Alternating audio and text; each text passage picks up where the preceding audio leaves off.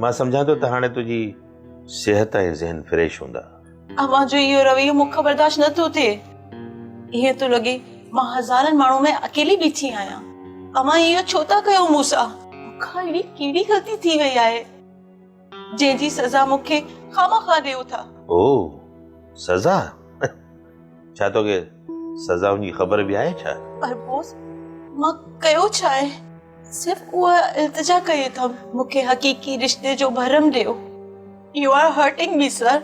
मुझे लाइ तव्हां इहे लफ़्ज़ पिया इस्तेमाल कयो। छो त तूं हाणे दिलि जी दिलबरी नाहीं। तो दगा करे दाइम खे ढकियो आहे।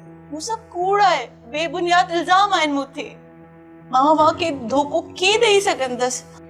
मां तो पंहिंजो साह तो ते कुर्बान कयो आहे। मुंहिंजे साह खे बि तो पंहिंजो साह सम्झी वरितो आहे, ईअं न? दाई प्लीज मूं ते यकीन कयो। मां अहिड़ो कुझु बि नाहे कयो। तव्हांखे ग़लति ख़बर मिली आहे। जेकॾहिं तूं सही आहीं ऐं जेका मुंहिंजे मोबाइल में वीडियो आहे सा ग़लति आहे। ये नाहे जेको ॾेखारियो थो वञे। प्लीज मूं ते यकीन कयो प्लीज। मूंखे ख़बर न आहे ये सभु छा आहे। मां अहिड़ो कुझु बि न कयो आहे दाई, प्लीज बिलीव मी। मां ॼाणां थो इहो सभु तुंहिंजो ड्रामो आहे मूंखे मारण जो। तूं पुलिस ऐं सोराब जी राइट हैंड सुल्तान सां मिलियल आहीं। मुंहिंजे मथां सोराब हावी थींदो पियो वञे।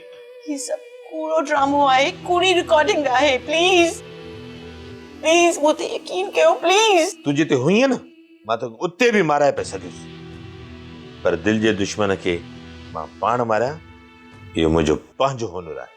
मूं ते यकीन कयो, मां दगा नाहे कई। सब्सक्राइब कयो असांजो official YouTube channel Singh TV HD drama ऐं वधीक अपडेट लाइ बेल आइकन खे क्लिक करियो।